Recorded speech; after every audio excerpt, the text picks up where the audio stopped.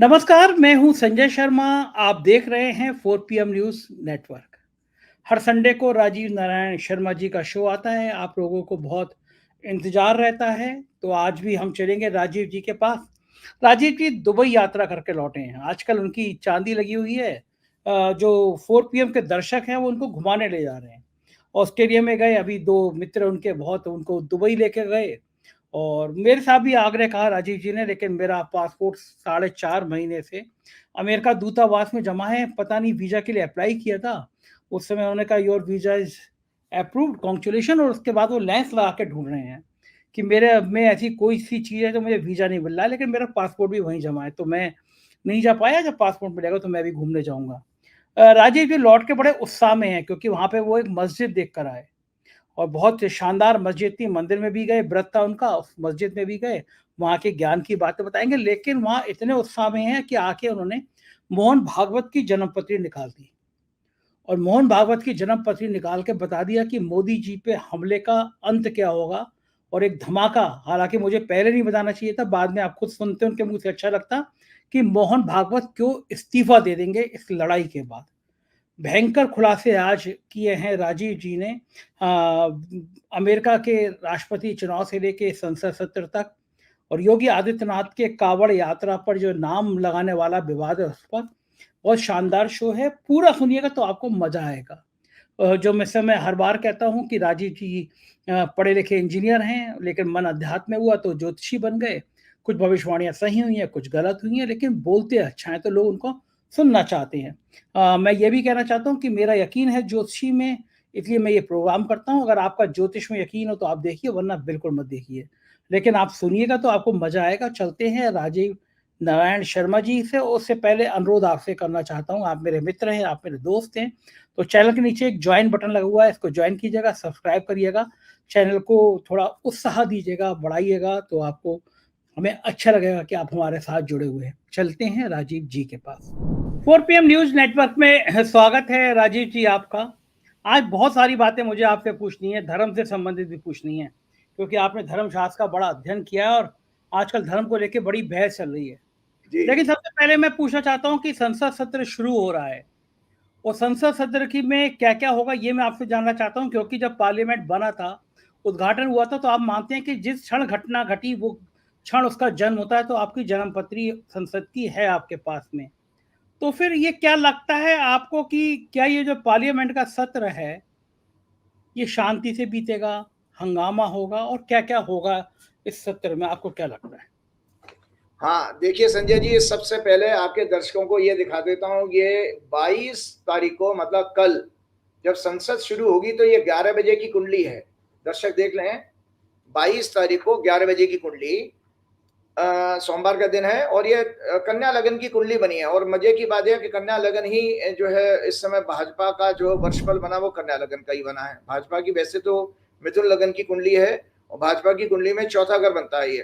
तो इस कन्या लगन की कुंडली में लग्न में केतु है, 7वें घर में राहु है, और आपके 5वें घर में चंद्रमा, 6वें घर में वक्री शनि, 9वें घर में बृहस्पति और मंगल, 11वें भाव में शुक्र और सूर्य, और इस लगन का स्वामी बुध होता है, और बुध जो है 12वें घर में है।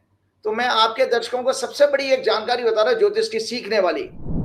अगर लग्नेश अपने से पीछे वाले घर में चले जाएं, यानी 12वें घर में चले गए, तो अपमान का विषय बनता है, नाना प्रकार के अपमान का।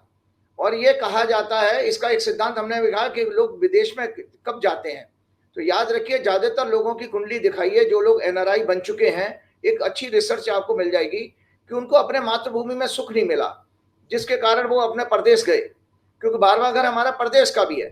तो इस कुंडली में विचित्रता ये है कि लग्नेश पिट गए, और जबरदस्त पिटे हैं। इसमें मंगल की दृष्टि जो है और शनि की दृष्टि, मंगल की चौथी दृष्टि, शनि की 7वीं दृष्टि पड़ रही है। साथ में सिंह राशि भी इसमें पीड़ित हो रही है, जो सिंह राशि में ये है बुध, और वृश्चिक राशि भी पीड़ित हो रही है। तो इसका अपने अलग मायने हैं कि वृश्चिक राशि भारत की कुंडली का 7वां घर है। जो भारत की कुंडली मैं आपके दर्शकों को दिखा देता हूं, ये भारत की कुंडली है, भारत की कुंडली। तो भारत की कुंडली का 7वां घर और भारत की कुंडली का चौथा घर होता हमारा बेसिकली डोमेस्टिक हैप्पीनेस का। तो इस कुंडली के आधार पर मैं ये देख रहा हूं संजय जी कि इसमें सरकार के लिए भयंकर अपमान आ रहा है। इस सदन में ये जो सदन होगा, हाँ, भयंकर अपमान आ रहा है। क्यों? उसमें ये राइटअप भी आप दिखा दीजिएगा, जब मैं आपको कुंडली भेजूंगा उसको फोकस कीजिएगा।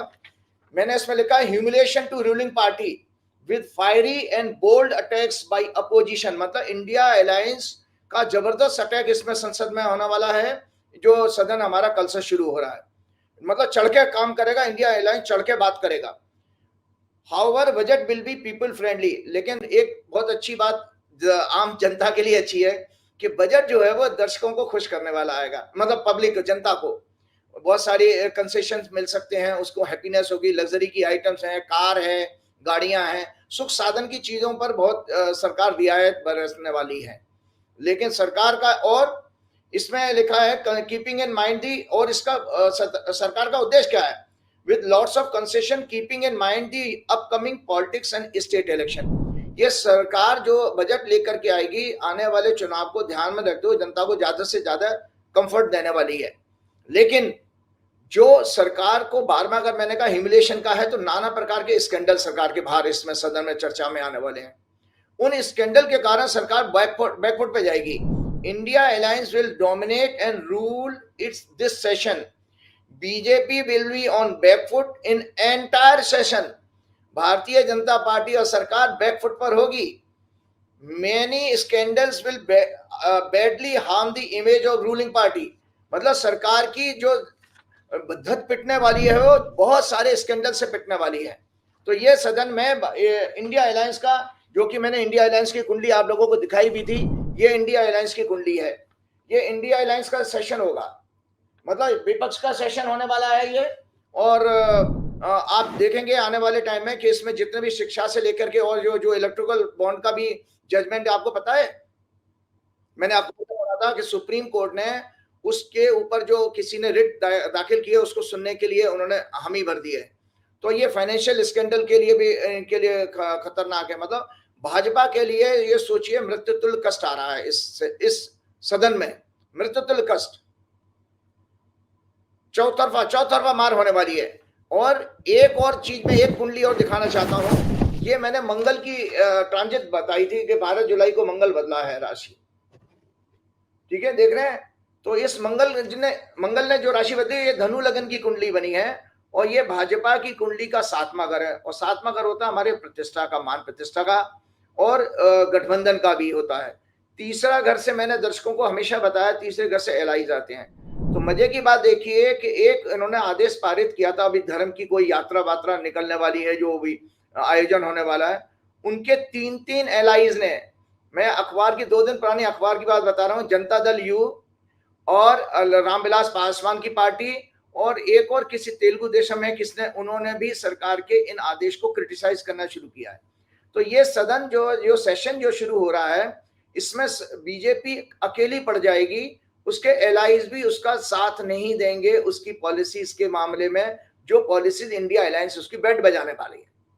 तो ये मेरी इसमें एनालिसिस है। और आपको बता देता हूं कि जो मंगल का एक जो बदला था, इसमें काफी विश्व में दुर्घटनाएं का भी योग बन रहा है। और आपको पता है सरकार के लिए बहुत ज्यादा घेरने वाला क्या चीज है, आपको पता ही होगा कि नरेंद्र मोदी जी की जो ओथ हुई थी, मैंने आप लोगों को बताई थी कुंडली के, नरेंद्र मोदी जी की ओथ बहुत गलत समय पर हुई है। और उस ओथ के कारण नरेंद्र मोदी जी को, ये नरेंद्र मोदी जी की ओथ की कुंडली है कि नरेंद्र मोदी जी को बहुत सारा जो है इसमें कष्ट आ रहा है। कि आप देखिए, ये मैंने संगठा चक्र भी दिखाया था, ये एक विशेष मैथमेटिकल चक्र होता है, जिससे देखते हैं कि हम दुर्घटनाएं या और नाना प्रकार के वायलेंस को हम कैसे प्रिडिक्ट कर सकते हैं। तो मैं आप लोगों को बता रहा हूं कि नरेंद्र मोदी जी ने 4 जून 2024 को जब क्या नाम है उनका रिजल्ट आया है, और 9 जून 2024 को उन्होंने शपथ ली थी। 9 जून के बाद से संजय जी 7 घटना घट चुकी हैं हमारे सैनिकों के ऊपर आक्रमण की। जम्मू कश्मीर में 7 आपकी जो है, जिसमें हमारे मिलिट्री के बहादुर जवानों को अपनी जान गंवानी पड़ी है। और दुर्भाग्य ये है कि कैसी संवेदनहीन सरकार है कि आज तक नरेंद्र मोदी और उसका मंत्री, रक्षा मंत्री भी किसी सैनिकों के घर में शोक व्यक्त करने के लिए जाता नहीं है। पता नहीं उनको क्या डर है कि अगर वो चले गए तो शायद नरेंद्र मोदी जी नाराज हो जाएंगे। और मैंने अपनी जिंदगी में भाई इतना संवेदनहीन व्यक्ति तो नहीं देखा मोदी जी जैसा। आप देखिए कि आप 2014 से बताइए कोई भी दर्शक, भाजपा के लोगों के लिए भी मैं चिंतन के लिए विषय छोड़ता हूं, उनके अंधभक्तों के लिए भी चिंतन के लिए विषय छोड़ता हूं कि आप बताओ नरेंद्र मोदी को किसी गरीब के घर जाके सीने से लगाते हुए आपने देखा है? क्यों, चाहे वो आपके प्राकृतिक प्रकोप के कारण उनकी मृत्यु हो जाए, चाहे बाढ़ आदि में हो जाए, चाहे दुर्घटना में हो जाए, रेल एक्सीडेंट भी हो गया। अभी एक रेल एक्सीडेंट हो गया संजय जी, एक और हो गया डिब्रूगढ़ में हुआ है, कहां हुआ है? तो लगातार लगातार लगातार दुर्घटनाएं हो रही हैं, लेकिन मोदी जी अपने कंफर्ट में इतने व्यस्त हैं कि उनको लगता है कि उनके कुर्ते पर, उनकी जैकेट पर कोई सिलवट ना पड़ जाए, कोई छींटे ना लग जाए, कोई बदबू ना आ जाए। इस तरह से नरेंद्र मोदी जी ने कभी भी किसी सैनिक के घर जाकर के दुख व्यक्त नहीं किया है, जबकि उसके विपरीत आपने निरंतर देखा होगा राहुल गांधी और इनके परिवार में, राहुल गांधी के परिवार में हमेशा से रहा है ये गरीबों के, और भोले बाबा वाली। एक बात बताइए मुझे, क्यों नहीं जाते? मणिपुर का दौरा करने नहीं गए एक बार भी, सैनिकों के घर नहीं जाएंगे मृत्यु होने पे भी, ये सब क्यों नहीं करते? प्राइम मिनिस्टर को एक बार मणिपुर चले जाते तो क्या नुकसान हो जाता? बहुत बड़ी बात आपने कही। देखिए आज दर्शकों को मैं समझा रहा हूं आज ज्योतिष के माध्यम से। ये देखिए, ये भाजपा की कुंडली है।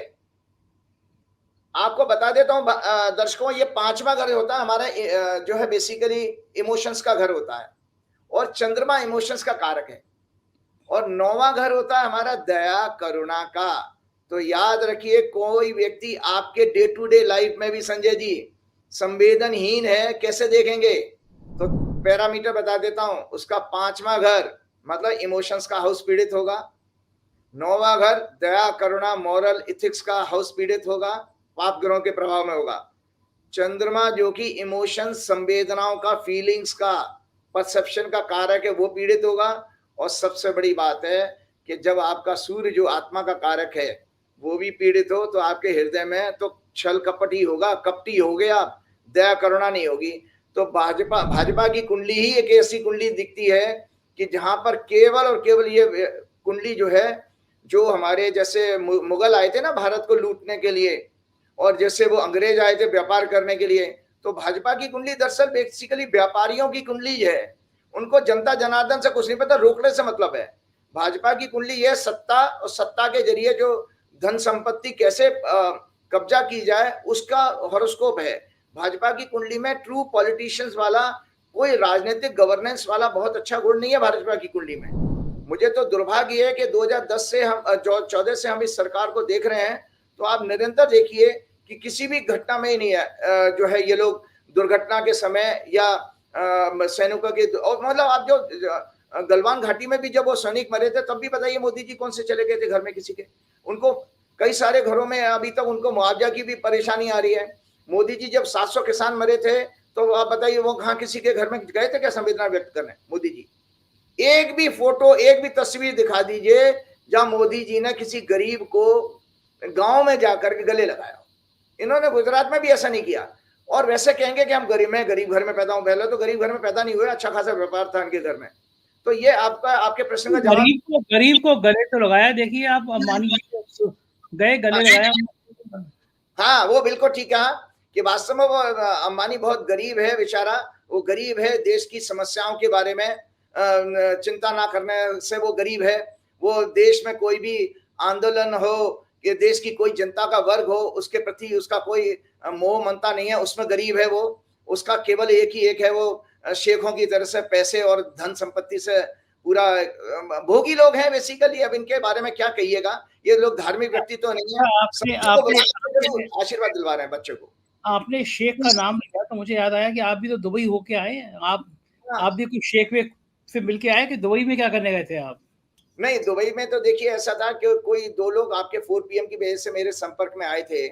तो उनको कोई अपना जो है उन्होंने बताया था कि अपना वो व्यापार शुरू करने जा रहे हैं। तो उन्होंने मेरी गाइडेंस जब ली थी, तो गाइडेंस लेने के नाम पर वो मेरे को वहां लेकर के गए कि भाई आचार्य जी शुभ मुहूर्त वगैरह आप देख लेते हैं, और हम जिन पार्टियों से बात करने जाएंगे उनका संपर्क। तो मेरी भी अच्छी यात्रा, मेरी भी कुंडली में कुछ अच्छा ग्रह योग चल रहा है कि धड़ाधड़ विदेशी यात्राएं हो रही हैं विदेश की। तो संजय जी आपको मैं बता देता हूं, फिर मैंने ऑस्ट्रेलिया के बाद ये मेरा दूसरा प्रदेश प्रवास था, मैं तो पहली सेकंड कंट्री में गया हूं। तो बार बार हम यही बात कर रहे हैं कि हम बेशक हम धर्म संस्कृति की बात करते हैं, कोसों दूर हैं हम अपने पब्लिक के को सुख देने के नाम पर, हम कोसों दूर है। हमारे राजनीतिक भ्रष्ट, हमारी ब्यूरोक्रेसी भ्रष्ट है और बिल्कुल मतलब पब्लिक के प्रति बिल्कुल संवेदनहीन है। वहां पर आप देखिए कि वहां मैंने बैक टू बैक ऑस्ट्रेलिया के बाद ये देखा कि पब्लिक इतनी खुश है वहां पर अपने रूलर से, कोई बिजली पानी की कोई समस्या नहीं, कोई जाती नहीं बिजली, सड़कों पे कोई जानवर नहीं घूमते हुए नजर आएंगे, नीट एंड क्लीन सड़कें। क्या बात कर रहे हैं? आपको कोई भी इतने दिनों में आपको कोई गाय बैल सांड कोई ना सड़क पर नहीं आया? बड़ा लग रहा होगा आपको उत्तर प्रदेश की भारत की याद आ रही होगी कि सड़क पे गाय नहीं है, बैल नहीं है, सांड नहीं है, बड़ा सूना सूना लग रहा होगा आपको। और सबसे बड़ी चौंकाने वाली बात, घरों में ताले नहीं लगते बाबूजी। हम रामराज है वहां पर, असली रामराज दुबई में मैंने देखा। एक मुस्लिम कंट्री होते हुए भी वो उस समय हमारे रामायण काल के राम जी के समय को भोग रहे हैं। वो कह रहे हैं कि आचार्य जी यहाँ पर अगर किसी का बैग भी गिर जाएगा ना सड़क पे, तो लोग लेकर के उसको पुलिस में जमा करा देते हैं, कोई ताले नहीं है। मैं बड़ा हैरान था, हम गाड़ी में ऐसे लैपटॉप का बैग छोड़ के चले जाते थे। हमारे अगर दिल्ली में हो ना, तो दिल्ली में तो शीशा तोड़ के वो लैपटॉप का बैग गायब कर देंगे, कभी भी आराम सेकंड में टूट जाएगा। लैपटॉप का बैग ऐसा का ऐसा ही पड़ा रहता था। बिल्कुल मुझे लोगों ने बताया वहां पर ताले नहीं लगते हैं। और वर्ल्ड क्लास, मतलब जो वर्ल्ड का टॉप मोस्ट जो है इंफ्रास्ट्रक्चर है वो है हाई क्लास। जब मैं वहां की कंस्ट्रक्शन की क्वालिटी भी देखता था, फिनिशिंग देखता था, रॉ मटेरियल देखता था, प्योरेस्ट एकदम प्योर, तो ये सब हम देखते हैं कि भाई हम अपने देश में कर क्या रहे हैं। तो आज एक चिंतन हो गया दो देशों के देखने के बाद कि वास्तव में हम जो है मानसिकता से अभी भी हम स्वतंत्र नहीं हो पाए हैं। हमें ये पता ही नहीं है कि हमारा जीवन लोगों को सुख देने के लिए, डेमोक्रेसी का मतलब होता है पब्लिक राजा होती है, पब्लिक को सुख दीजिए, क्योंकि पब्लिक के टैक्स के पैसे से ही सुप्रीम कोर्ट के जजों की तनख्वाह जारी है, प्रधानमंत्री राष्ट्रपति को सैलरी मिल रही है, सारी ब्यूरोक्रेसी को मिल रही है, सारे प्रधानमंत्री पीएमओ के ऑफिसर्स उसी से आपके सैलरी से पल रहे हैं, आपकी फौज से लेकर सारी पैरामिलिट्री फोर्सेस, पुलिस फोर्सेस, सबकी सैलरी हमारे आपके पैसे से जा रही है। लेकिन हम जनता यहाँ पर बेसिकली यहाँ पर एक लेबर क्लास और दरिद्रों की तरह से ट्रीट किया जाता है और एक सौतेला व्यवहार होता है जो अंग्रेजों के टाइम में होता था। बिल्कुल एक्जैक्टली, क्योंकि दुबई में और आपने क्या क्या देखा, एक बहुत सुंदर मंदिर बन रहा है दुबई में, प्रधानमंत्री जी का श्रेय आता है उसमें, दुबई में मंदिर बनवा दिया उन्होंने। जी बिल्कुल, मैं बताता हूँ कि आपको मैं बताता हूँ। देखिए एक और चीज मैंने देखी थी वहां पर, मुझे ये जानकारी, एक तो सारी इंडस्ट्री शहर के बाहर है, तो शहर के बाहर आप देखिए जो लेबर्स के लिए जो क्वार्टर वहां कंपलसरी है बाबूजी, वहां लेबर्स को हाउस देना कंपलसरी है, लेबर को गाड़ी देना कंपलसरी है। आप लेबर को एम्प्लॉय नहीं कर सकते, आप बिजनेसमैन को या उद्योगपति को लेबर को गाड़ी देनी पड़ेगी, लेबर वहां पे पैदल नहीं आएगा आपके यहाँ वर्किंग के लिए। और आपको पता उनके घर भी एसी हैं सारे के, और साथ में उनकी वर्किंग आवर्स ऐसी हैं, दोपहर के 12 बजे से 3 बजे तक कोई किसी लेबर को एम्प्लॉय नहीं काम नहीं कर सकता। 50,000 धीरम का फाइन है वहां पे, 50,000 धीरम। अगर कोई लेबर 12 बजे से 3 बजे काम करती हुई पकड़ी गई किसी इंडस्ट्री में, तो उस इंडस्ट्री पे पेनल्टी लग जाएगी। तो इतना कंफर्ट है।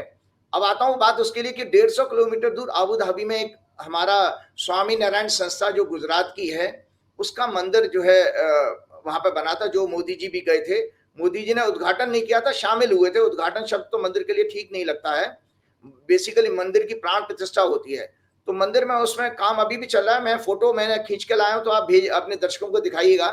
2 धार्मिक स्थल मैंने देखे, और उस दिन दर्शकों को मैं बताना चाहता हूं, देवशैनी एकादशी थी, बड़ा पवित्र दिन था। मैं कई वर्षों से एकादशी के, दोनों एकादशी के व्रत रखता हूं, शुक्ल पक्ष की भी और क्या नाम है कृष्ण पक्ष की भी। तो देवशैनी एकादशी वो एकादशी है जिस दिन भगवान नारायण, हमारी हिंदू धर्म के मतलब हमारे शास्त्रों की मान्यता है कि भगवान नारायण क्षीर सागर में रेस्ट करने के लिए चले जाते हैं।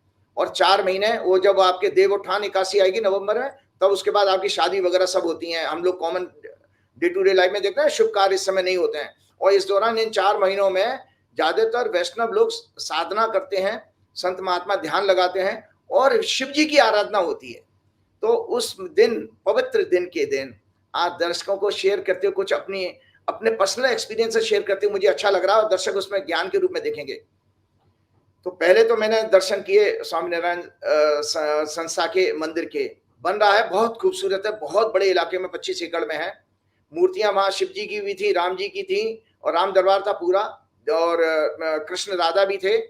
उसके बाद संजय जी, मैंने अभी तक जिंदगी में मस्जिद नहीं देखी थी, कभी मस्जिद नहीं देखी। मुझे एक जिज्ञासा थी कि मस्जिद में ये किस चीज की पूजा करते होंगे।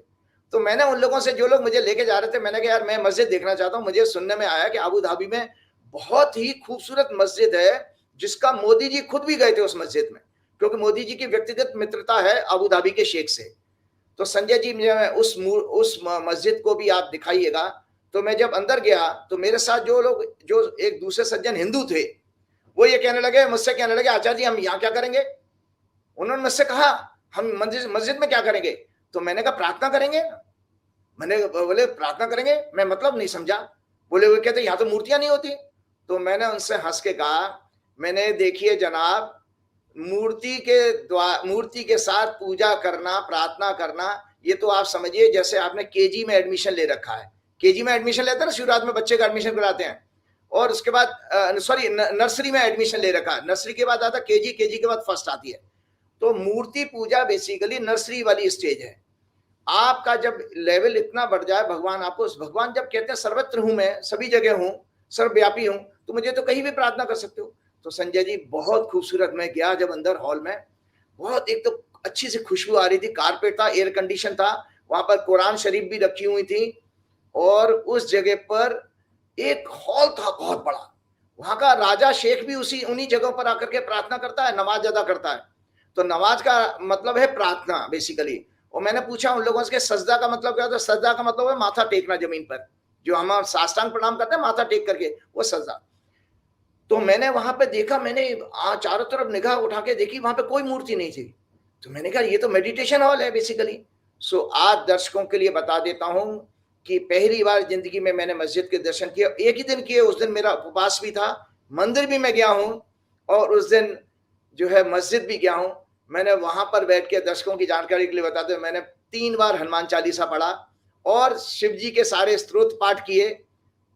मैं मनी मन में कर लेता हूं जाप, कि मुझे जरूर किसी को सुनाने की जरूरत नहीं है। उस मस्जिद में बैठ के बता रहा हूं, हो सकता है उसमें किसी को कोई आपत्ति नहीं हो, क्योंकि वो मेडिटेशन हॉल था, और आराम से इतना अच्छा ध्यान लगा, इतनी अच्छी वाइब्रेशन आ रही थी। क्योंकि हम लोग कभी कभी हिंदू धर्म के मंदिरों में क्या है ना, शोर शराबा, प्रसाद, उसकी वजह से गंदगी बहुत हो जाती है।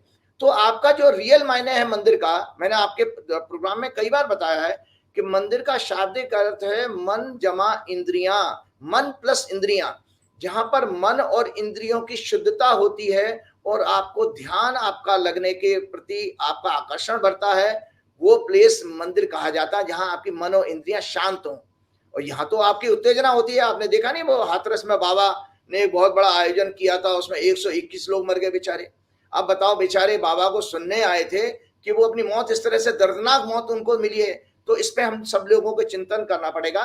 तो मैं आपको बता देता हूं कि हमारे धार्मिक स्थलों में जो मंदिर वगैरह हैं, उनमें कृपया करके मैं लोगों से आग्रह करूंगा कि इतनी जगह तो बनाइए कि लोग ध्यान कर सके वहां पर। हम बांके बिहारी के मंदिर में भी जाते हैं, भाई साहब धक्के लगते रहते हैं, जेबें कट जाती हैं। ऐसे हमारे धार्मिक स्थल हो चुके हैं, पता नहीं क्या हो रहा है। लेकिन मैंने इस मस्जिद में देखा, और शेख ने, मतलब ये सोचिए, मैंने तो ताजमहल देखा नहीं है, मुझे तो ताजमहल से भी ज्यादा खूबसूरत प्रतीत हुई है वो, ताजमहल से भी ज्यादा। और पूरा मकराना ये कहा जाता है कि ये राजनेताओं ने दीवार खड़ी कर दी, क्या फर्क है राम और अल्लाह में, क्या फर्क है रहीम में और इन रहमान में, या किसी भी हिंदू नाम में। ये सब तो बनाई हुई चीजें हैं। लेकिन जब धर्म की बात आई है तो मैं ये जानना चाहता हूँ कि उत्तर प्रदेश सरकार का क्या होगा। राजीव जी, सरकार में युद्ध बहुत छिड़ गया है, योगी को दिल्ली हटाना चाहता है, केशव मौर्य उनके खिलाफ साजिश कर रहे हैं, और योगी ने हिंदुत्व का कार्ड चल दिया है। उन्होंने कहा कि सब दुकानें, कावड़ की यात्रा पे जो लोग जाएंगे, दुकान वाले अपना नाम लगाएंगे। इशारा यही है कि मुसलमानों की दुकानों से लोग लेंगे नहीं, सामान नहीं लेंगे। और मैंने आज ट्वीट किया है कि गंगा जल लेके कावड़ लौट रहे थे मुजफ्फरनगर में, एक ढाबे पे रुके, वहां पे दाल मंगाई, दाल में प्याज का लहसुन का तड़का लगा था, गुस्से में आ गए, सब होटल तोड़ दिया। होटल वाले हिंदू था, प्रबोध नाम था। मैं राजीव जी, ये मैंने ट्वीट किया है कि कावड़ यात्रा में हर बार कुछ ऐसे लोग सामने आते हैं जो इस तरह की हिंसा करते हैं। मैंने कुछ नशे में भी लोग देखे हैं कावड़ यात्रा में, कुछ हथियार लेके जाते हुए लोग देखे हैं कावड़ यात्रा में। तो मैंने कहा जिस तरह दुकानदारों का आप नाम परिचय सार्वजनिक कर रहे हो, उस तरह कावड़ लेके कौन जा रहा है इसका भी एक करेक्टर सर्टिफिकेट जारी कर दो। अपराधी तो नहीं जा रहे, गुंडे तो नहीं जा रहे। दूसरी बात मैं राजीव जी ये जानना चाहता हूँ, जब मैं पूजा करने जाता हूँ, धार्मिक स्थान पर जाता हूँ, तो मेरा मन शांत होना चाहिए। ये दाल में अगर प्याज का लहसुन का तड़का आ गया तो मैंने होटल तोड़ दिया, ये कौन सी साधना होती है? भाई आप दूसरी दाल मंगा लो, कह दो बड़े प्यार से कि हम पूजा पाठ से लौट रहे हैं, हम प्याज नहीं खाएंगे, दूसरी दाल मंगा लो। ये जो पूजा पाठ के नाम पे हिंसा होती है और हर साल कावड़ यात्रा में कहीं ना कहीं कुछ ना कुछ घटनाएं होती हैं, ये क्या उचित है इस तरह का नाम परिलक्षित करना भगवान की यात्रा में कि नाम लगा दो वो ठेलों पे? और ये आप राजनीति कार्ड तो खेल सकते हो हिंदू मुसलमान के बीच, क्योंकि चुनाव में लोगों ने हिंदू मुसलमान को तकार दिया। जो चुनाव रिजल्ट आया बीजेपी पिटी है बहुत बुरी तरह से यूपी में। तो क्या ये भावनाएं भड़काने का जो षड्यंत्र है, क्या ये भी जन्म पत्री में आता है? कोई ग्रह ऐसा होता है कि सरकारें ही ऐसा काम करने लगती हैं? सरकार एक तरह की संरक्षक है, गार्जियन है, उनका काम परिवार के सब लोगों को एकजुट करना है। लेकिन सरकार ही अगर लोगों के बीच में इस तरह बंटवारा करने लगे, हिंसा की बातें करने लगे, तो क्या ज्योतिष में ऐसा भी कोई ग्रह होता है जो सरकारों को इस तरह का काम करने की भावना बढ़ाता है? बहुत अच्छी बात आपने ऐसा प्रश्न मुझे दिया है आज ये, कि मुझे मेरे हृदय के बहुत नज़दीक है। पहली बात मैं आपको भाई भारत की कुंडली, क्योंकि हम देश की चर्चा कर रहे हैं, हमें किसी योगी जी से या किसी स्टेट चीफ मिनिस्टर से कोई लेना देना नहीं है। ये भारत की कुंडली है और भारत की कुंडली में 5वें घर से हमारी भक्ति देखी जाती है और 9वें घर से हमारा कॉन्स्टिट्यूशन देखा जाता है और 9वां घर होता है धर्म का। तो याद रखिएगा, रिलीजन जो है, रिलीजन बेसिकली एक आस्था है। तो जो आस्था है वो चौथे घर से देखी जाती है और भक्ति जो डिवोशन है 5वें घर से किसी भी ज्योतिष में कुंडली में देखा जाता है। तो 9वां घर कॉन्स्टिट्यूशन का, 9वां घर धर्म का है। तो कृपया करके, एक तो हमारे देश में क्या कमजोरी है, जितने भी बुद्धिजीवी हैं, बड़े बड़े, एक से बड़े पत्रकार हो या कोई और इंटेलेक्चुअल हो, वो लोग धर्म को और जो है रिलीजन को मिक्स कर देते हैं, जबकि दोनों के मायने अलग अलग हैं। धर्म के और रिलीजन के मायने अलग अलग हैं। मैंने आपको बताया था ना कि जो वो ये किताब दिखाई थी बार बार, ये हिंदुत्व की जो है, हिंदुत्व जो है, वे ऑफ लाइफ जो है, ये किताब दिखाई थी। इसके मैं बहुत सारे कोट्स, मैंने अभी एक नोट्स बनाए थे, मैं आपको सुनाऊंगा तो आप चौंक जाएंगे कि मैं हैरान हूं कि हमारे सुप्रीम कोर्ट के जजेस कितने लर्नेड होते हैं।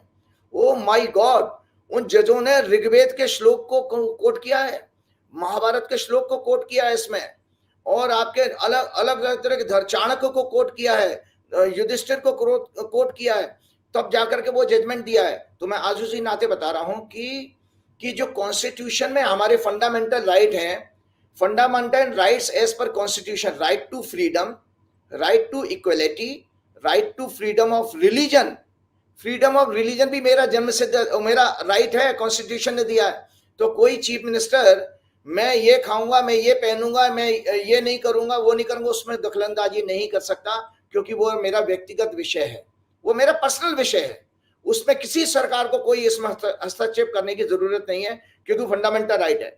और right against exploitation, right to constitutional remedies, cultural and educational rights. तो ये रिलीजन को बेसिकली कल्चरल भी माना गया है, क्योंकि जो डेमोग्राफिक कल्चर थी अलग अलग, उस तरह से लोगों की आस्थाएं बन गई। अब जैसे आदिवासियों में जाइए, वो लोग वृक्ष को, नदियों को और इनको पूजते हैं। आपने देखा ना, पेड़ वगैरह को पूजते हैं। किसी देवी देवताओं को उतना उनका पूजन नहीं है, तो जंगल में जो होता है वो उसको पूजा करते हैं, उनकी देवी होती हैं।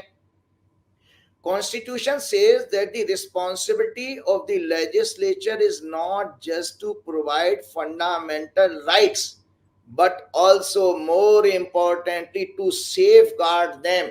तो ये योगी जी हो या कोई भी हो, आप उनको, हर नागरिक को फंडामेंटल राइट आपको प्रोवाइड करना और उसकी सेफ्टी भी, आप सेफगार्ड भी आपको करना है। तो इसमें अगर आप किसी के लिए कोई धार्मिक यात्रा निकल रही है, ठीक है, उसमें सभी वर्ग के लोग इस देश में रहते हैं, तो किसी ने धार्मिक यात्रा निकाली, तो अगर कोई व्यापारी वहां पर ट्रेडर बैठा है किसी XYZ जो है रिलीजन से संबंधित, तो उसको आप बंद कैसे करा सकते हो, या उसको आप कैसे फोर्स कर सकते हो कि भाई ये चीजें आप अपना नाम डिस्प्ले करेंगे? तो ये तो रूल या तो हमेशा के लिए होता, लेकिन आप एट द 11th आवर इस इवेंट पर कर रहे हैं, तो इसमें मोटिव आपका क्लियर हो जाता है कि आप सर्टेन वर्ग को जो है बेसिकली भ्रमित कर रहे हो। और आपको मैंने जो कुंडली दिखाई थी मंगल के ट्रांजिट की, मैंने आपके पिछले प्रोग्राम में भी कहा था, धार्मिक उन्माद का योग शुरू हो गया है। 12 जुलाई को जो मंगल भारत की कुंडली में आया है, सातवें घर में मंगल है, बृहस्पति के साथ है। बृहस्पति हमारे सनातन धर्म का कारक है। धार्मिक उन्माद आ रहा है भारत की कुंडली में, क्योंकि शनि और मंगल दोनों की दृष्टि सिंह राशि पर है, शनि और मंगल दोनों की। इसलिए ये सब कारण तैयार हो रहा है, जो सरकार है उसमें अपना हाथ धो रही है। सबसे बड़ी बात यह है, एक और चीज मैं बताने वाला, आपने ये कहा था तो मैं आपके प्रश्न का जवाब हो गया। 5वां घर भक्ति का डिवोशन, जो सबको, आपको जो आपने कहा था ना कि भाई जिसको 9वां घर पीड़ित होगा, सरकार का भी, अगर कोई चीफ मिनिस्टर हो या मिनिस्टर हो, तो वो कॉन्स्टिट्यूशन का सम्मान नहीं करेगा और वो धार्मिक नहीं हो सकता, क्योंकि आध्यात्म जो है, धर्म जो है, वो 9वें घर से देखा जाता है। और रिलीजन कहां से देखा जा रहा है? चौथे और 5वें घर से। 5वां घर, चौथा घर होता है आस्था का, बिलीफ का। रिलीजन बेसिकली बिलीफ सिस्टम है। भाई किसी को पैगंबर साहब की आइडियोलॉजी में पसंद आया तो मुस्लिम धर्म मानने लगे, किसी को गुरु नानक देव की प्रीचिंग पसंद आई तो वो सिख धर्म को मानने लगे। ये पंथ है। पंथ जो है बेसिकली सेक्स कहते हैं अंग्रेजी में उसको, कल्ट सेक्स नाम दिया गया है इनको। ये चौथे घर और 5वें घर से देखे जाते हैं। 9वां घर तो एक ही है, सबके लिए होगा। धर्म, धर्म बेसिकली फंडामेंटल राइट्स हैं। तो मैं उसके कोट बता देता हूं आपको जानकारी के लिए, बहुत अच्छी नॉलेज के लिए मैं शेयर कर रहा हूं दर्शकों के सामने। ये सुप्रीम कोर्ट का जजमेंट था हिंदुत्व के ऊपर, ये way of life, case number 360, 360 case number था ये, और 1994 में आया था। Before MN Venkatachaliah, AM Ahmadi, JS Verma, GN Ray and SP Bharucha, ये जज थे उसमें, सुप्रीम 5 जजों की बेंच थी। तो सबसे पहले जजमेंट ये कहता है सेक्युलरिज्म क्या है? डिनोट्स सर्वधर्म संभाव। सेक्युलरिज्म का मतलब है सभी धर्मों का समानता से उनका सम्मान करना। ये हमारी वेदों की फिलॉसफी है। An approach of tolerance and understanding of equality of all religions. This philosophical approach of understanding coexistence and tolerance is the very spirit of our ancient thought. हमारा जो वेदों का थॉट है उसके अकॉर्डिंग है कि हमको सभी धर्मों का सम्मान करना चाहिए। हमारे अंदर इतनी टॉलरेंस होनी चाहिए, हमको सबको समान। जब आप वसुदेव कुटुंबकम कह रहे हो, तो वसुधा अगर मेरा पूरा परिवार है भैया, तो उसमें फिर कोई क्या खा रहा क्या कर, जैसे परिवार में हर बच्चे को जरूरी नहीं है कि वो उसको अरहर की दाल पसंद हो और रोटी पसंद हो, कोई नॉनवेज भी खा सकता है, कोई और बाजार का पिज्जा बर्गर भी खा सकता है। तो जब एक परिवार में सारे टेस्ट के अलग अलग आइडियोलॉजी के लोग होते हैं, तो इसी तरह विश्व भी एक परिवार है।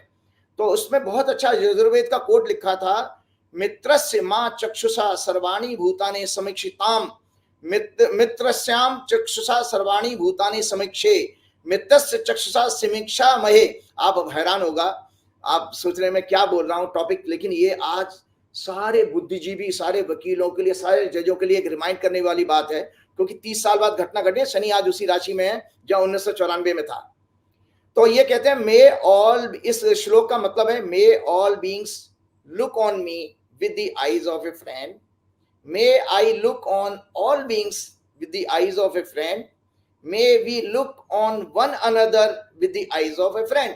हम एक दूसरे को मित्र की तरह देखें, दूसरा हमें मित्र की तरह देखे, हमारी चारों तरफ मित्रता हो, मतलब कोई हमारा शत्रु ना हो। ये भाई साहब आपके यजुर्वेद का थॉट है।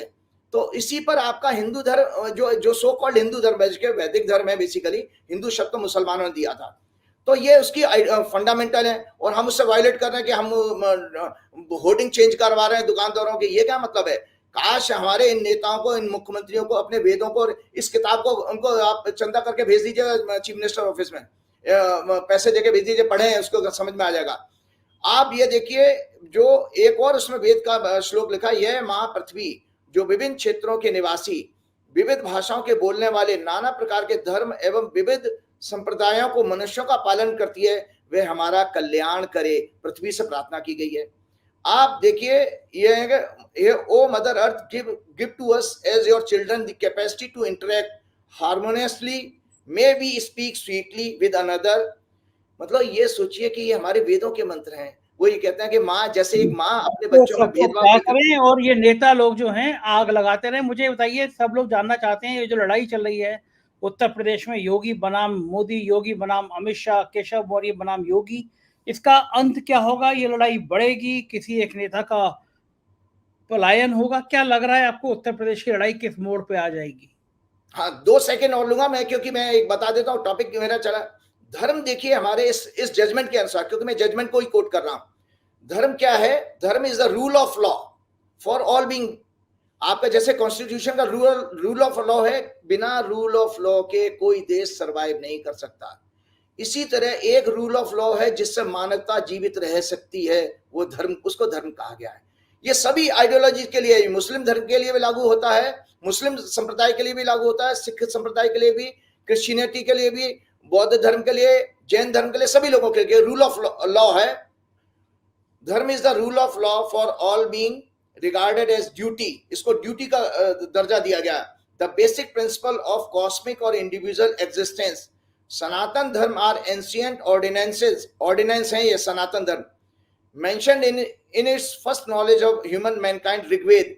इसकी उत्पत्ति धर शब्द से हुई है, जिसका अर्थ है धारण करना, means upholding, supporting, nourishing and sustaining.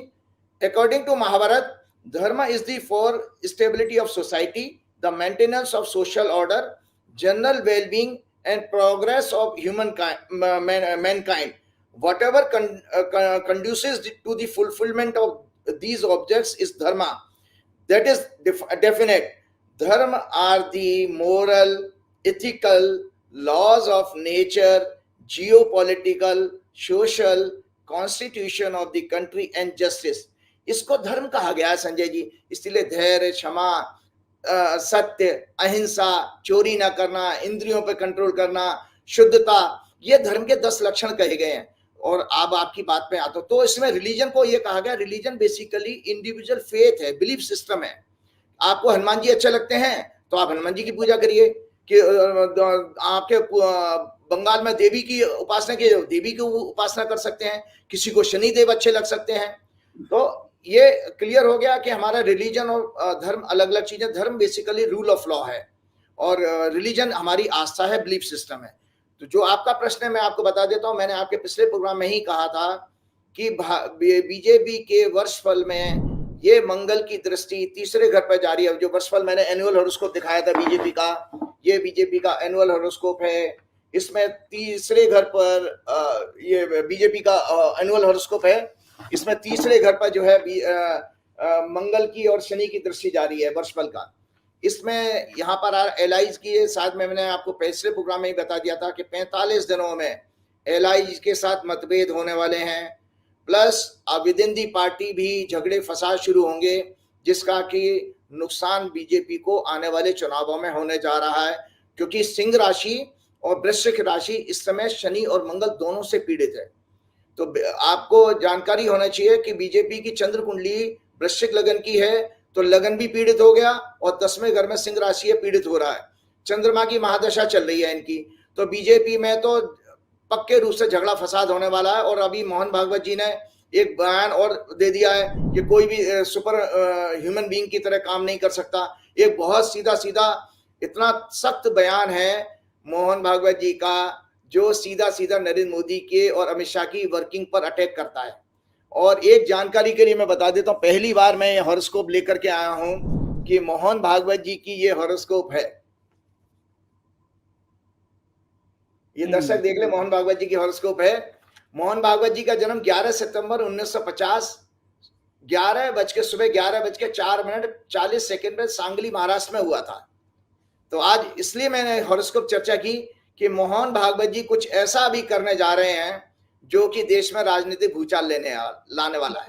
अरे गजब। यस, सो मोहन भागवत जी ने पशु चिकित्सक, मैंने वेटरनरी डॉक्टर हैं ये बेसिकली, जो बाई प्रोफेशन ये वेटरनरी डॉक्टर की इन्होंने क्वालिफिकेशन ली है। लग्नेश Mangal which is a 6th lord also in 12th house hospital में। इनका मून केतु के नक्षत्र में है। क्लासिक एस्ट्रोलॉजी के अनुसार अगर 5वां घर का लॉर्ड मून और 10वां घर का लॉर्ड केतु के नक्षत्र में हो तो ऐसा व्यक्ति मेडिकल फील्ड के लिए इंक्लिनेशन रखता है। तो इनका इसीलिए डॉक्टरी में ये डॉक्टरी पढ़ाई करी थी।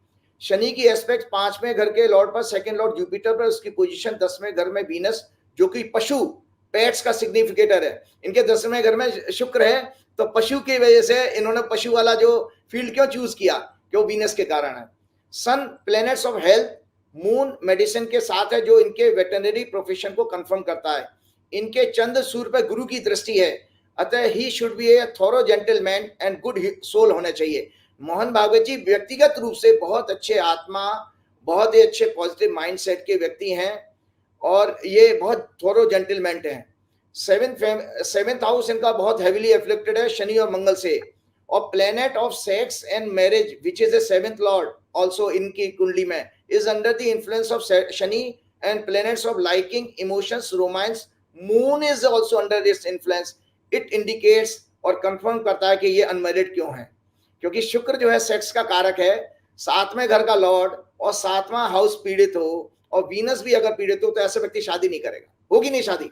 ये फंडामेंटल प्रिंसिपल बता दिया मैंने लोगों को। और एक दर्शकों को चौंकाने वाली बात बताने जा रहा हूं, अगले प्रोग्राम में, क्यों मेरे पास इतने प्रश्न आ चुके हैं, अगले प्रोग्राम में मैं शादी और शादी से जुड़े हुए समस्त विषयों को आपके चैनल पर शेयर करूंगा कि भाई गुण मिलान क्या होता है, मंगल दोष क्या होता है, पितृ दोष क्या होता है, विवाह देर से क्यों होता है, आजकल के बच्चे शादी क्यों नहीं कर रहे हैं, लिविंग इन रिलेशनशिप में रहने जा रहे हैं, एक और सोशल समस्या बनती जा रही है। आजकल डेटिंग ऐप आ गए हैं, तो डेटिंग ऐप के जरिए लोग पार्टनर ढूंढ लेते हैं, फिर उसके बाद धोखा हो जाता है उनके। तो इस सारे सब्जेक्ट को मैं अगले प्रोग्राम में कवर करूंगा। तो 1977 में भागवत जी प्रचारक बनते हैं, जब इनकी दशा चंद्रमा की थी।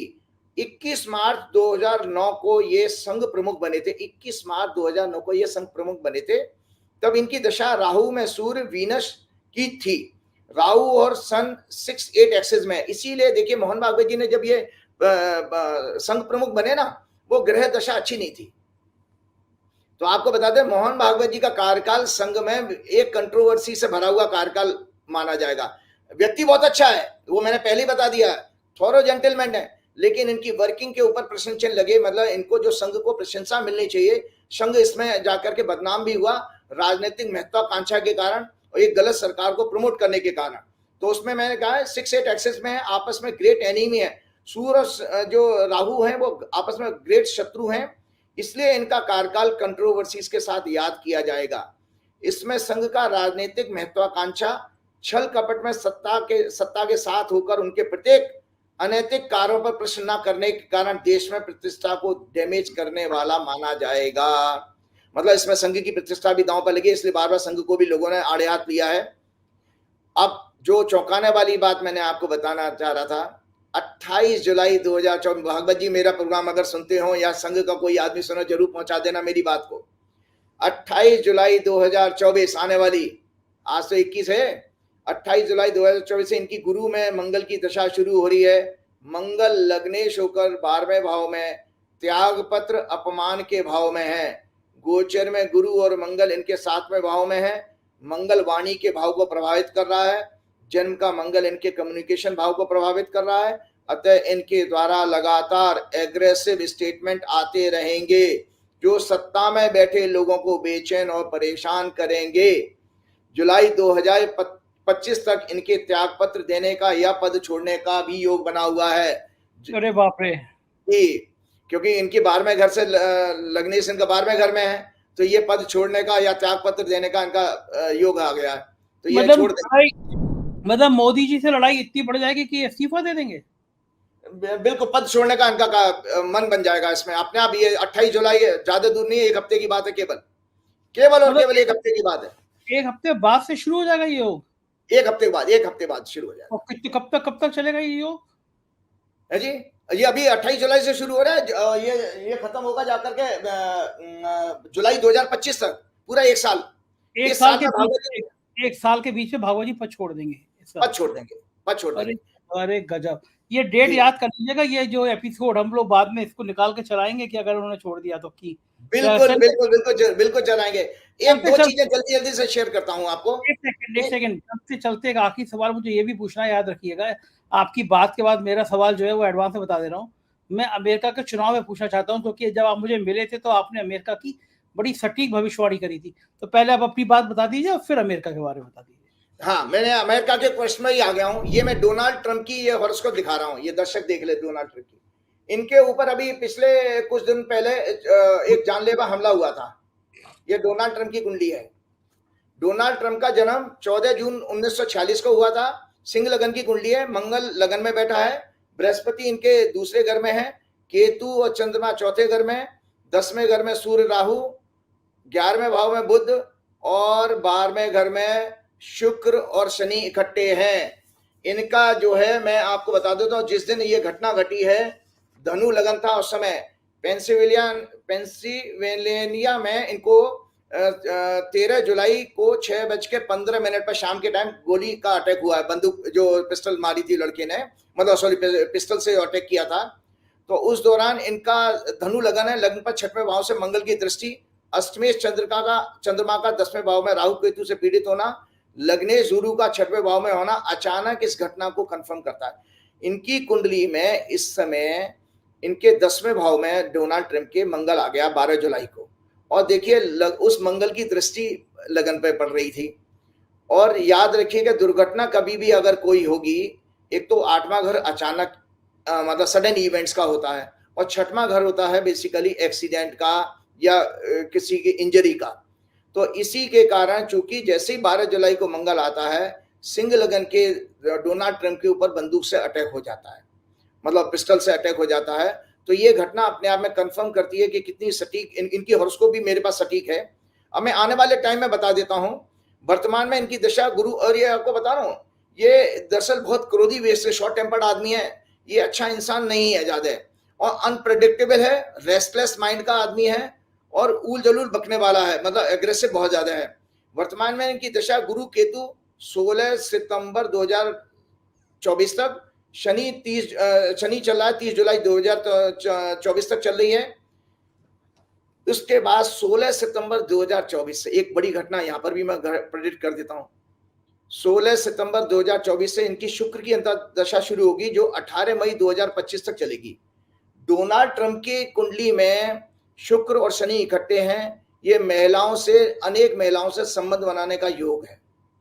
दर्शक मेरी बात सुन लें, 16 सितंबर से चुनाव इनके नवंबर में होता है, डोनाल्ड ट्रंप का कोई सेक्स स्कैंडल फिर इनके सामने आने वाला है, जो डोनाल्ड ट्रंप के इलेक्शन के लिए बहुत ज्यादा नुकसान पहुंचाने वाला है। 16 सितंबर 2024 से, क्योंकि शुक्र की दशा शुरू हो रही है, अंतर्दशा, और उसके बाद शनि से वो पीड़ित है 12वें घर में, तो गुरु की इनकी महादशा चल रही है।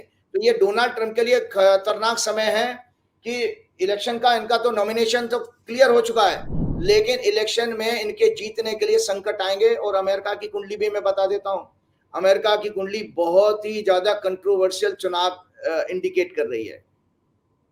आपको एक कुंडली और चर्चा करता हूं, ये है देखिए जॉय बाइडेन की, इनके बारे में भी बहुत सारा चीजें मीडिया में आ रहा है। ये जॉय बाइडेन की कुंडली है।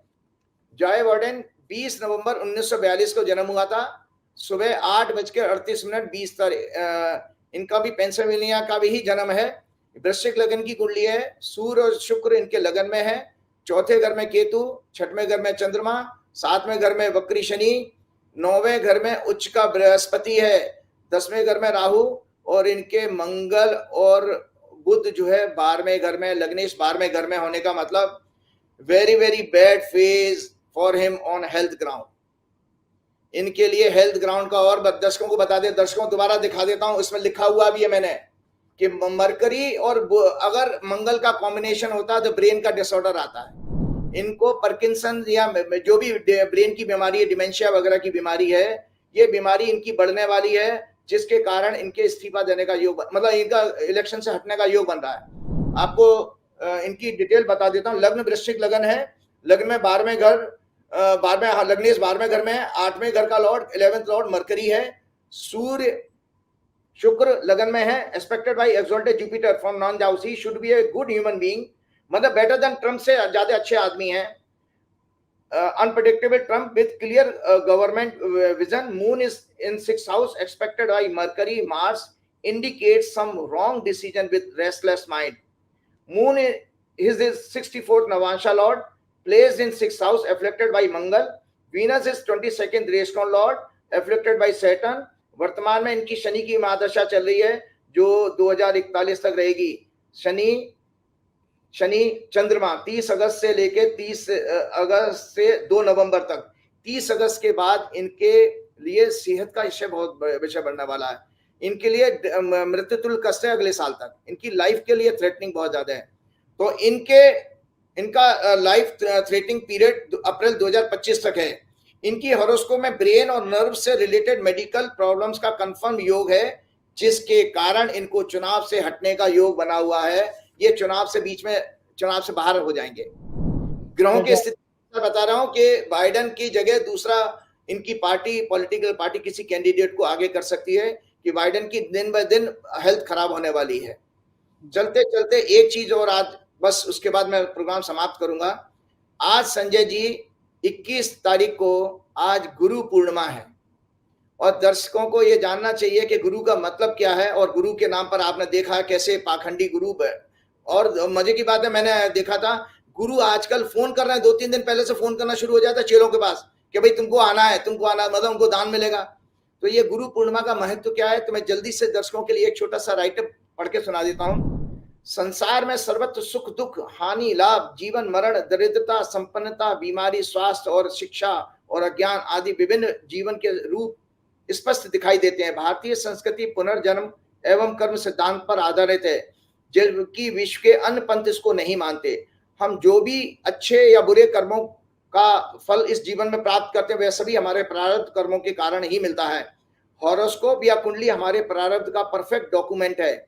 इन कर्मों को 3 भागों में बांटा गया है। संचित कर्म, पूर्व सभी 84 लाख जन्मों के किए गए एकत्रित संस्कार यानी कर्म।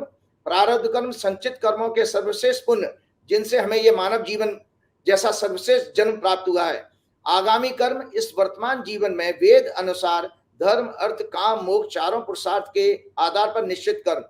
वर्तमान में सामान्यतः हमारा अधिकतर समय काम क्रोध लोभ मोह अहंकार छल कपट निंदा ईर्ष्या दूसरों का नुकसान करने की सोच असत्य अहिंसा जैसे अधर्म और अनैतिक तरीके से अधिक धन संपत्ति एकत्रित करने के विचारों के साथ व्यतीत होता है।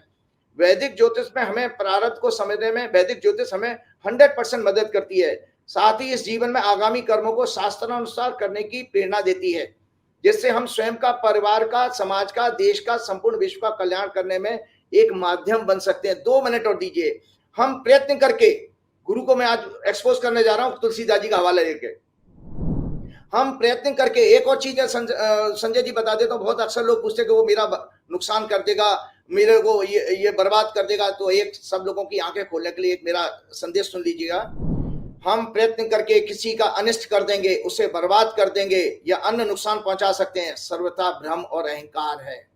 कोई माई का लाल किसी को बर्बाद नहीं कर सकता, क्योंकि प्रत्येक संस्था, देश, समाज, पंथ, व्यक्ति को मिलने वाले लाभ हानि, यश अपयश, सुख दुख या अन्य सभी प्रकार के कष्ट आदि भौतिक, आदि दैविक, आध्यात्मिक सभी प्रारब्ध का विषय है, डेस्टिनी का सब्जेक्ट है। वे किसी भी व्यक्ति विशेष के हाथ में नहीं है। जैसे उदाहरण के तौर पर बताऊं तो भारत का जो आजाद भारत का जन्म हुआ है उसमें लगन में राहु है।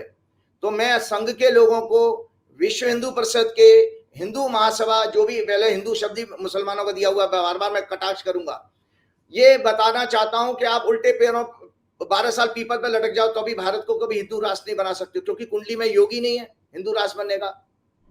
चलिए, अज्ञानता बस हम सभी अपने सच्चे स्वरूप और ईश्वर की सत्ता की महिमा को पहचानने में भूल कर रहे हैं या भूल गए हैं, और शास्त्रानुसार अपने जीवन को सुखी और कल्याणकारी बनाने के लिए स्वयं भगवान द्वारा गीता में बताए गए 3 मार्ग ज्ञान भक्ति कर्म को छोड़कर दंभी, पाखंडी, मायावी, अल्पज्ञानी गुरुओं, संतों, महात्माओं, बाबाओं के चंगुल में फंसते जा रहे हैं। याद रहे, वर्तमान में सच्चा गुरु मार्गदर्शन करने वाला ज्ञानी दुर्लभ होता जा रहा है। इसका महत्व क्या है? हिंदू पंचांग के अनुसार प्रत्येक वर्ष आषाढ़ मास में शुक्ल पक्ष की पूर्णिमा तिथि को गुरु पूर्णिमा के रूप में मनाया जाता है। इसे व्यास पूर्णिमा भी कहा जाता है। इस दिन गुरु का पूजन करके उनका आशीर्वाद प्राप्त किया जाता है। पुराणों के अनुसार इस दिन महर्षि वेदव्यास का जन्म हुआ था। महर्षि वेदव्यास का इस दिन जन्म हुआ था, और वेदव्यास जी ने 4 वेदों का ज्ञान, 18 पुराण, भगवत गीता के लेखन का कार्य करके आने वाले युग में मनुष्य के मार्गदर्शन का कल्याणकारी कार्य किया। महाभारत की रचना भी इन्होंने ही की थी। ये महर्षि पाराशर के पुत्र और महर्षि वशिष्ठ के प्रपौत्र हैं, ग्रांडसन हैं। इस दिन प्रत्येक भारतीय को व्यास जी सहित समस्त ऋषियों, शंकराचार्यों, सभी आचार्यों, ज्ञानी महात्माओं जैसे गुरु नानक, गुरु गोविंद सिंह, अन्य गुरुओं तुलसीदास जी, चैतन्य महाप्रभु, सूरदास जी, कबीर आदि का स्मरण करके ध्यान करना चाहिए। उनके दिए हुए मानवता के कल्याण के संदेशों पर चिंतन करना चाहिए। अपने माता पिता का, अपने अध्यापकों का भी आशीर्वाद लेना चाहिए। माँ हमारी सर्वप्रथम गुरु होती है संजय जी। माँ से हम पहला शब्द सीखते हैं, इसलिए माँ सर्वोच्च गुरु माना गया है, सर्वप्रथम गुरु माँ को। गुरु कौन है? जल्दी से 1 सेकंड दीजिए, मैं आपको लग रहा थोड़ा सा ज्यादा हो गया। गुरु कौन है? वह व्यक्ति जिससे हमें किसी भी विषय का ज्ञान रूपी प्रकाश मिले, जो हमारे संशय भ्रम के अंधकार को दूर कर सके। सच्चा गुरु कभी भी मनुष्य को अपने आश्रम या अपने से जोड़ने का प्रयास नहीं करता कि मेरे आश्रम में आओ। सुन ले, मैं दोबारा रिपीट कर रहा हूं। सच्चा गुरु कभी भी मनुष्य को अपने आश्रम या अपने से जोड़ने का प्रयास नहीं करता, बल्कि भक्त को ईश्वर की महिमा का ज्ञान देकर ईश्वर की तरफ जोड़ने का प्रयास करता है। क्योंकि भगवान के साथ तो हमारा संबंध सदा से है और स्वाभाविक है, क्योंकि हम सभी भगवान के सनातन अंश हैं। गीता में चैप्टर 15 में भगवान ने कहा न, ममे वांशो जीव लोके जीव भूत है सनातना। हे अर्जुन, सभी जीवों में मेरा अंश है। और जीवन का परम सत्य भी यही है कि उसने ही हमें पृथ्वी पर भेजा है और अंत में उसी के पास हम सभी को जाना है। और राज कपूर का गाना बड़ा फेमस है, एक लाइन सुना देता हूं। सजन रे झूठ मत बोलो, खुदा के पास जाना है। ना हाथी है और ना घोड़ा है, वहां पैदल ही जाना है। गुरु शब्द 2 शब्दों से मिलकर बना है, बता देता हूं। गुरु शब्द में गु नाम अंधकार रूपी अज्ञानता का है और रू नाम ज्ञान रूपी प्रकाश का है। अर्थात जो आपके अज्ञानता रूपी अंधकार को ज्ञान रूपी प्रकाश से दूर कर दे, वही गुरु है। वर्तमान में श्री हनुमान जी से सच्चा और बड़ा गुरु कोई संभव नहीं है।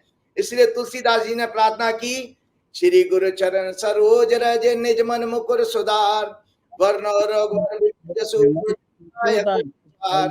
बुद्धिहीन तनु जान के सुमरो पवन कुमार, विद्या देव मोह हरौ कलेश विकार। मैंने आपको बताया था पिछले प्रोग्राम में भी कहा, 5 प्रकार के कलेश होते हैं। 5 प्रकार के कलेश हैं, अज्ञानता, अहंकार, राग, द्वेष और फियर ऑफ डेथ मतलब डर। और 5 विकार होते हैं, काम, क्रोध, लोभ, मोह, ईर्ष्या, निंदा करना, चुगली करना, झूठ बोलना। एक तुलसीदास जी ने आज के संतों के ऊपर बात कही है, आपका प्रोग्राम उसी के ये है रामचरितमानस उत्तर कांड में तुलसीदास जी ने जो लिखा है, गुरुओं के आज के जो गुरु हैं। गोस्वामी तुलसीदास कलयुग में पाखंडी संतों, महात्माओं, बाबाओं और गुरुओं के बारे में रामचरितमानस के उत्तर कांड में लिखते हैं। पर त्रिय लंपट कपट सयाने, मोह द्रोह ममता लपटाने, ते अभेद वाणी ज्ञानी नर, देखा मैं चरित कली जुग कर। बहु दाम संवारही धाम जति, विषया हरि लीनी न रही विरति। तपसी धनवंत दरिद ग्रही, कली कौतुक तात न जात कही। अर्थात जो पराई स्त्री में, सुन लीजिए संत महात्माओं के लिए, और ऐसे ही आपके डे टू डे लाइफ में मिल भी रहे हैं, जो पराई स्त्री में आसक्त, राग रखने वाला, कपट करने में चतुर, मोह द्रोह ममता में लिपटा हुआ है, वही मनुष्य ब्रह्म और जीव को बताने वाला ज्ञानी अपने आप को कह रहा है। मैंने कलयुग का ऐसा चरित्र देखा है। सन्यासी बहुत धन लगाकर बड़े बड़े आश्रम बनाते हैं, उन्हें सजाते हैं, उनमें वैराग्य नहीं रहा, हर भोग विषयों में उन्हें हर लिया है। तपस्वी धनवान होते जा रहे हैं और गृहस्थ दरिद्र होता जा रहा है। हे तात, कलयुग की लीला कुछ कही नहीं जाती। मतलब आप देख रहे हैं कि आज जितना भी अरबों रुपया आश्रमों में भरा पड़ा है और बेचारा भक्त गरीब है। इसके साथ ही कृपा करूं गुरुदेव की नाई। बहुत बहुत शुक्रिया राजीव जी, बहुत बहुत शुक्रिया, धन्यवाद। सुना आपने क्या जबरदस्त भविष्यवाणी करी है कि मोहन भागवत की स्थिति ऐसी आ जाएगी कि वो 1 साल के भीतर इस्तीफा दे देंगे, और क्या क्या होगा राजीव जी ने आपको बताया। मुझको यकीन है ये चर्चा आपको अच्छी लगी होगी। मुझे जरूर बताइएगा अपनी राय से। शुक्रिया, थैंक यू।